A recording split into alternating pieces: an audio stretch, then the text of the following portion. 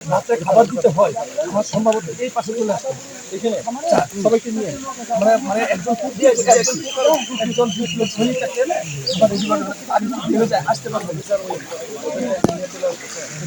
Call দিও, sweet call দিও। চা প্লিজ চা।